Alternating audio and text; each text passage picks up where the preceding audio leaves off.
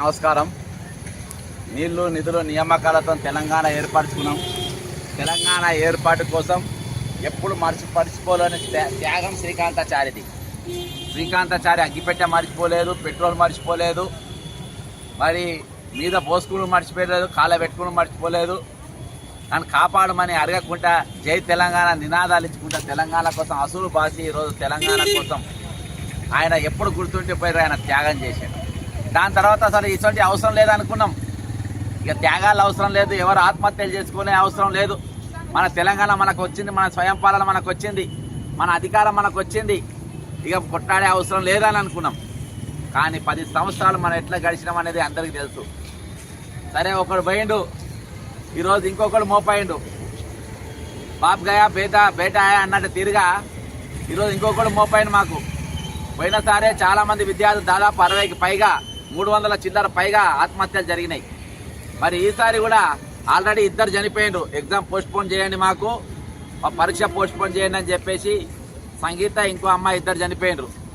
ఇవాళ పరిస్థితి ఏందనంటే దాదాపు 15 రోజులుగా తెలంగాణలో ఉన్న నిరుద్యోగులందరూ కూడా మరి మాకు గ్రూప్ 1లో 1:100 చేయాలని, గ్రూప్ 2, గ్రూప్ 3 పోస్టులు పెంచాలని, గురుకులం పోస్టు 9,200 పోస్టులు మొత్తం నింపాలని, అంతేకాకుండా మరి డిఎస్సి ఎగ్జామ్స్ కానీ గ్రూప్ 2, గ్రూప్ 3 కానీ నవంబర్ కానీ డిసెంబర్ కానీ మాకు కొంచెం సమయం ఇవ్వాలని చెప్పి మరి కానిస్టేబుల్ ఎవరైతే పోస్టింగ్ ఇవ్వలేదో వాళ్ళకు 168 వాళ్ళకు కూడా ఇవ్వాలని, మరి టెట్ నార్మలైజేషన్ చేయాలని, మెగా డిఎస్ కండక్షన్ చేయాలని అనేక రోజులుగా దీక్షలు చేస్తూ ఉంటే, కుట్టాల చేస్తూ ఉంటే, అడుగుతూ ఉంటే ఈరోజు చిలికి గాలిపోయినట్టుగా మరి 5 రోజుల క్రితం తమ్ముడు మోతీలాల్ నాయక్ మరి ఉస్మానియా యూనివర్సిటీ లైబ్రరీ కాడ మరి దీక్ష ప్రారంభించాడు.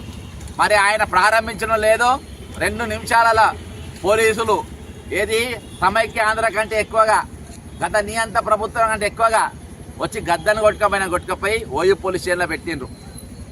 నేను కానీ పృథ్వీ అన్న, జనార్దన్, ఇంద్రనాయక్ మన తమ్ముళ్ళు అందరం కలిసి అక్కడ పోయినాం. మేము మాట్లాడినాం, ప్రభుత్వం అరే దీక్ష చేస్తుంది కదా, 6 నెలలు అయింది మేము వచ్చి, మేము ఈ 6 నెలల లోపే ఇంత వ్యతిరేకత పెరగకుండా మేము చూసుకోవాలి అనే ఒక బుద్ధి జ్ఞానం ఈ ముఖ్యమంత్రి అనేటువంటి ఉంటుంది అని చెప్పి నేను అనుకున్నా.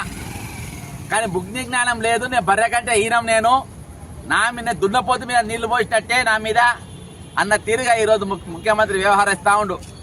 5 రోజులు తెలంగాణ ఏర్పడిన తర్వాత, అధికారంకి వచ్చిన తర్వాత, కాంగ్రెస్ పార్టీ ఈరోజు అధికారంలో ఉన్న తర్వాత ఈరోజు 5 రోజులుగా నిరాహార దీక్ష చేస్తుంటే ఒక దిక్కు. మరి ఇప్పుడే మాకు సమాచారం తెలిసి ఇక్కడ ఉట్టిన వచ్చి రావడం జరిగింది. అబ్బాయి పసిబడిపోయింది, మరి శరీరం మనకు క్షీణిస్తూ ఉంది. 5 రోజులకి వెళ్ళి పచ్చి మంచినీళ్ళు కూడా దీక్ష చేసి, దొంగ దీక్ష కాదు. మీరు చేసినట్టు దొంగ దీక్షలు అన్నాలు తిని 3 రోజులు కూర్చున్నట్టు కాదు. ఇది ఒరిజినల్గా నేను సావో బతుకో పోయిన వాళ్ళను అన్న ఇంకెన్ని రోజులు బతుకుతా అని అడుగుతున్నాడు. నేను ఇంకా ఎన్ని రోజులు బతుకుతా అని అడుగుతున్నాడు. ఇంకా అడుగుతున్నది ఏంటంటే ఇక పోరాటాలు ఇక్కడికన్నా ఆగాలనా, ఇక్కడికైనా మన సమస్యలు తీరాలన్నా, అందుకని ఒక్కడనే కూర్చున్నా అన్నాడు.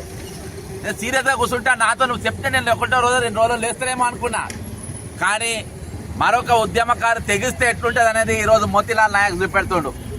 తెగబడితే ఎట్లుంటుంది అని చెప్పి చూపెడుతుండు. ఈరోజు ఇప్పటి వరకు తెలంగాణలో ఉన్న విద్యార్థులు, నిరుద్యోగులందరూ కూడా మరి ప్రభుత్వం స్పందిస్తుందేమో, 6 నెలలుగా అధికారం వచ్చి మేము మా మీద వ్యతిరేకత రాకుండా లేదో చూసుకుంటామేమో అని చెప్పి అందరు అనుకున్నారు.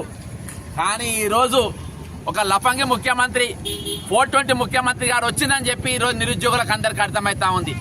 ఈరోజు విద్యాశాఖ మంత్రి నేనే అంటాడు, హోంమంత్రి నేనే అంటాడు, పశు సంవర్ధక శాఖ మంత్రి నేనే అంటాడు, సోషల్ వెల్ఫేర్ నేనే అంటాడు.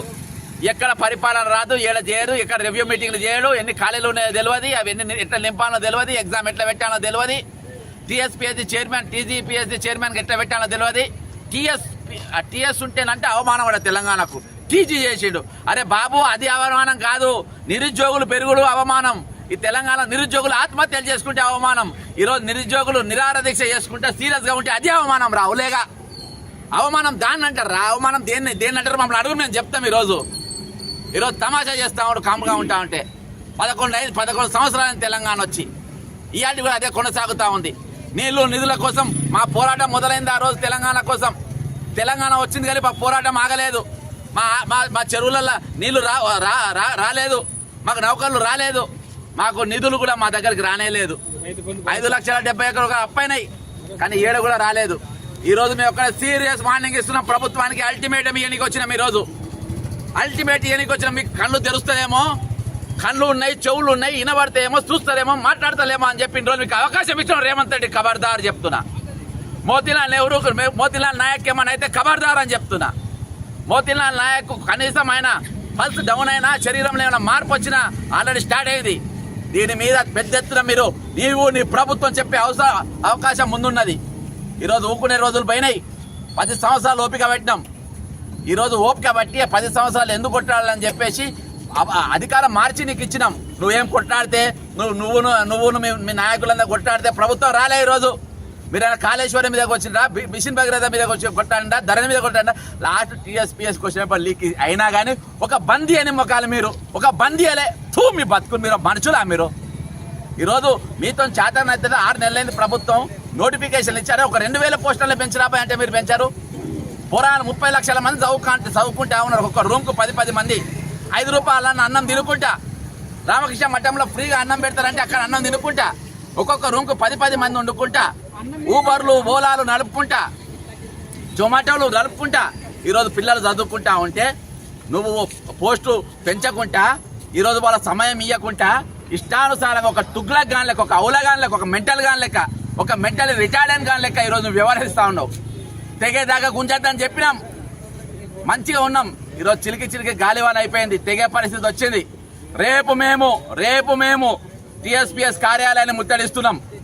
రేపు మేము కమిషనరేట్ ఎడ్యుకేషన్ ముట్టడిస్తున్నాం. DSC పెంచాలని తెలంగాణలో ఉన్న నిరుద్యోగులంతా మరిదశ ఉద్యమానికి మనం తెరలేపాల్సిన అవసరం ఉంది.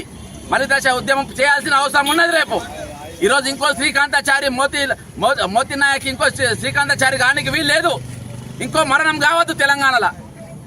కాబట్టి ఇవాళకి 5 రోజులు అయిపోయింది. 5 రోజులు తెల్లాడితే 6వ రోజు. ఇవాళ దాకా మెయిన్ మీడియా ఏం బిక్తుంది?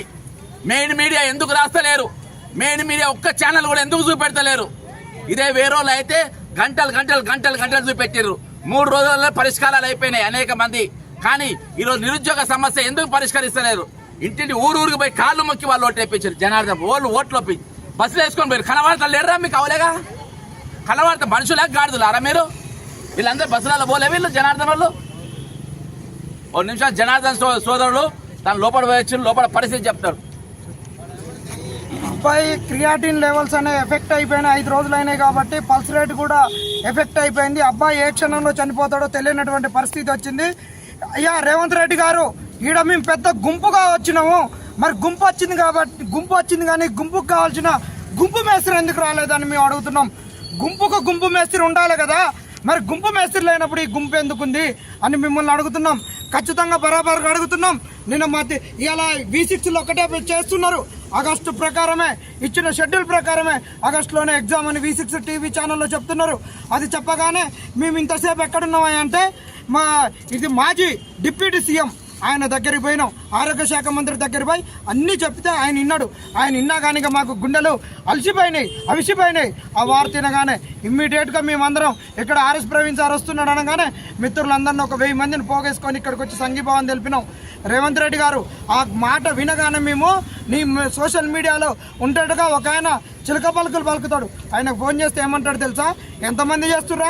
3-4 చేస్తున్నారు. 7-8 మంది కన్నా ఎక్కువ లేరు. ఎగ్జామ్ పోస్ట్ పోన్ చేయాలా? ఏం చేస్తారు మీరు?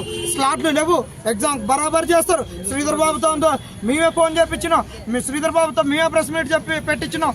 ఏం చేస్తారో చేసుకోరని మాట్లాడుతున్నారు. ఖచ్చితంగా మేము పెడతాం అంటున్నారు. ఇదేనా మీకు అలసు? నిరుద్యోగులు అంటే ఇదేనా మీకు? నిరుద్యోగుల పట్ల ఉండేటటువంటి చిత్తశుద్ధి ఇదేనా? ఖచ్చితంగా మేము చెప్తున్నాం. బరాబర్ రేపు కనుక మోతీలాల్ నాయక్ గారికి అతని కాడికి వచ్చి కనుక మీరు పరామర్శించలేదో, కాంగ్రెస్ నాయకులారా రేపు మీ ఇండ్లు ముట్టడించే రోజులు వస్తాయి. మీ కాంగ్రెస్ అనేటోళ్ళ ఏ నాయకుడైతే మీ కాంగ్రెస్ అని కద్దరు బట్టలు వేసుకొని ఉంటారో మీ కాంగ్రెస్ వల్ల ప్రతి ఒక్కరు ఇల్లు ముట్టడిస్తాం. ఖబర్దార్ కాంగ్రెస్ నాయకులారా, ఖబర్దార్ మీకు చెప్తున్నాం. ఆ రోజు మేము ఎలాంటి నినాదాలు ఇచ్చినాం? పోవాలి రేపు రావుల పాలన పోవాలి, ఉద్యోగాలు రావాలన్నాం. మరి ఏదొచ్చిందా? ఇలా రెడ్ల పాలన వచ్చింది. ఏమొచ్చినాయి? మేము రెడ్లకు వ్యతిరేకం కాదు. ఆ రోజు నువ్వే అన్నావు కదా. ఈ రోజు నువ్వు అన్న మాటలు అన్ని తలుచుకుంటుంటే మాకు మెంటలు ఎక్కుతున్నాయి. ఒక్కటే చెప్తున్నాం, కాంగ్రెస్ వాళ్ళకు ఏకవాక్యంతో చెప్తున్నాం, రేపు కనుక కాంగ్రెస్ డెలిగేషన్ గాంధీ హాస్పిటల్కి రాకపోతే మాత్రం ఉద్యమం ఉధృతమవుతుంది. మా ఉద్యమంలో కాంగ్రెస్ అనేది మాడి మచ అయిపోతుందని గాంధీ హాస్పిటల్ వేదికగా హెచ్చరికను జారీ చేస్తున్నాం. రేపు నిరుద్యోగులందరూ కూడా తెలంగాణలో ఉన్న లైబ్రరీలు ఎక్కడికక్కడ మనోని ఆరోగ్యం, మా మోతిలాల్ ఆరోగ్యం బాగుపడాలని వెంటనే ప్రభుత్వం స్పందించాలని, నీకోసం నా కోసం కాదు అందరి కోసం ఈరోజు తెలంగాణ నిరుద్యోగులు అందరి కోసం ఆయన దీక్ష చేస్తా ఉండు. మళ్ళీ ఈ పరిస్థితి రావద్దని దీక్ష చేస్తా ఉండు.